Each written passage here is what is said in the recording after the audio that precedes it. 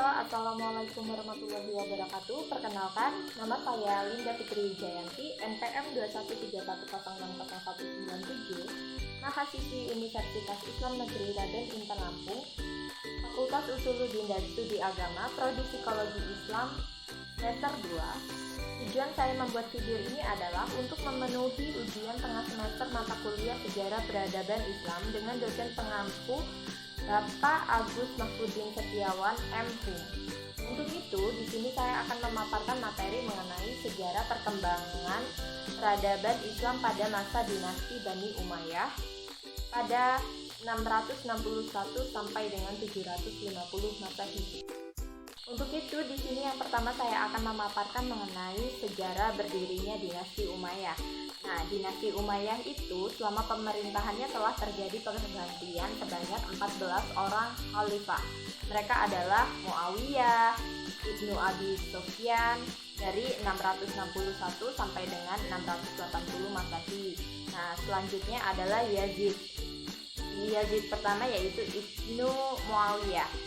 Nah, untuk selanjutnya adalah Muawiyah II yaitu Ibnu Yazid dari 683 Masehi. Nah, selanjutnya adalah Marwan I Ibnu Hakam dari 684 sampai dengan 685. Nah, sampai dengan yang terakhir yaitu dengan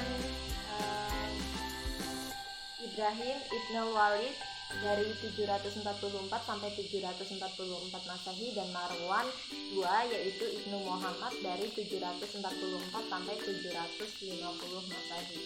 Nah, setelah itu apa saja sih kira-kira pencapaian yang sudah dicapai dalam peradaban dinasti Bani Umayyah ini?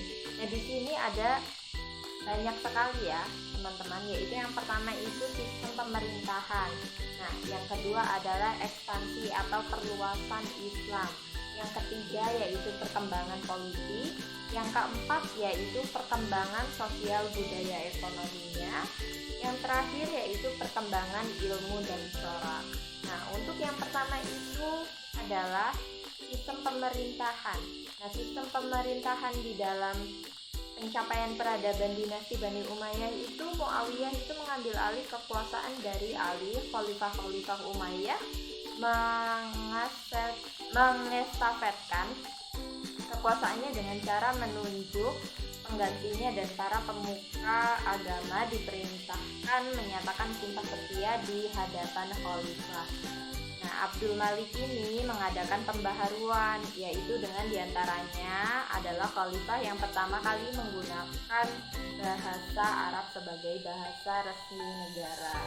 Untuk yang kedua yaitu ekspansi atau perluasan Islam. Nah, suatu ekspedisi militer dari Afrika Utara menuju wilayah barat daya benua Eropa ini yaitu pada tahun 711 Masehi. Nah, di situ setelah Aljazair dan Maroko dapat ditundukkan, Torik bin Ziyad, pemimpin pasukan Islam dengan pasukannya menyeberangi selat yang memisahkan antara Maroko dengan benua Eropa dan mendarat di suatu tempat yang sekarang dikenal dengan nama Gibraltar atau Jabal Torik. Nah, tentara Spanyol dapat dikalahkan akhirnya di situ. Nah, untuk itu pasukan Islam memperoleh kemenangan dengan mudah karena mendapat dukungan dari rakyat setempat yang sejak penguasa. Nah, untuk yang ketiga yaitu pencapaiannya adalah perkembangan politik. Bagaimana kira-kira? Nah, di sini saya akan menjelaskan. Jadi, dari bidang politik yang disusun pada tata pemerintahan Bani Umayyah adalah tata pemerintahan yang sama sekali baru. Kenapa bisa seperti itu? Karena untuk memenuhi perkembangan wilayah dan administrasi kenegaraan yang semakin kompleks. Mengapa demikian? Selain mengangkat majelis penasehat sebagai pendamping, Khalifah Bani Umayyah dibantu oleh beberapa orang, yaitu Al-Kuttab atau sekretaris untuk membantu pelaksanaan tugas. Nah, untuk pencapaian yang keempat apa sih kira-kira? Jadi di sini pencapaian yang keempat yaitu perkembangan sosial budaya ekonominya. Nah, Bani Umayyah itu telah membuka terjadinya kontak antara bangsa-bangsa Muslim yaitu Arab ya khususnya itu dengan negeri-negeri taklukan yang terkenal memiliki tradisi yang luhur seperti Persia, Mesir, Eropa, dan sebagainya. Nah, untuk perkembangan ilmu dan coraknya itu adalah pencapaian yang terakhir, yaitu pendidikan Bani Umayyah memberikan andil yang cukup signifikan bagi pengembangan budaya Arab pada masa-masa sesudahnya. Nah, terutama dalam pendidikan dan pengembangan ilmu-ilmu agama Islam, sastra dan filsafat. Itu tadi. Ada juga pada masa dinasti ini juga itu diajarkan cabang-cabang ilmu baru seperti tata bahasa, sejarah, geografi, ilmu pengetahuan alam dan lain-lain sebagainya. Baik, yang terakhir yaitu keruntuhan dinasti Bani Umayyah. Kira-kira apa sih penyebab keruntuhan dinasti Bani Umayyah? Nah, setelah Hisham bin Abdul Malik wafat, khalifah-khalifah Bani Umayyah yang tampil berikutnya bukan hanya lemah tetapi juga bermoral buruk. Nah, kenapa demikian? Hal ini semakin memperkuat golongan oposisi dan akhirnya pada tahun 750 Masehi, Daulah Umayyah digulingkan oleh Bani Abbasiyah yang merupakan bagian dari Bani Hashim itu sendiri, di mana Marwan bin Muhammad, khalifah terakhir Bani Umayyah, walaupun berhasil melarikan diri ke Mesir, namun kemudian berhasil ditangkap dan terbunuh di sana.